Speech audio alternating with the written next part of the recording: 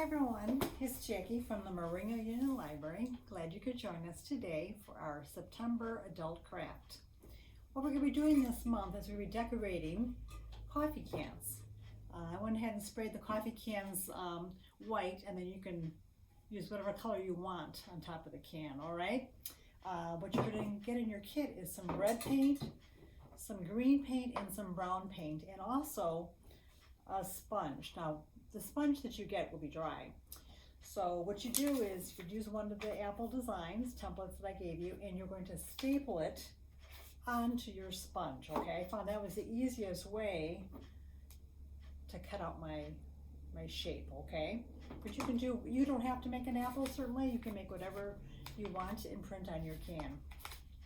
So I stapled it on there, and then I cut out the shape of the apple. All right, once you've done that, don't throw away your scraps, because you might actually need some of the scraps. I use some of the scraps to make the leaf shape, see that? And the stem. All right, so before you start painting, you're going to wet your sponge down, your apple shape, or whatever shape you do, in the water, okay? And then you squeeze it out real well, okay? Because you don't want it dripping, because then your paint will drip all over your can. But you want the sponge to be damp in order to be able to hold some of that paint. Because you know, dry sponge isn't really going to soak up. We know that from cleaning up at home and stuff like that. The dry sponge doesn't do any good. We always have to wet the sponge down first. The same thing for painting. Okay, so you're going to take your sponge, dab it into the water, and then you're going to dip it in the paint. There we go. All right. And then you're going to put it on your can. Press it down. And you keep doing it all over your can. All right, see, like that. And then you can wait till the can is dry, and then you can use your piece of the sponge, or you can use a paintbrush to paint on the leaves and the stems on the can, see, for the apples.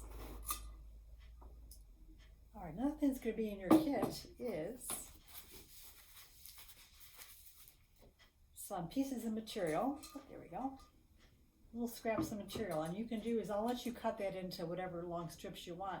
And what I did is I just tied the strips on to the handle of my can.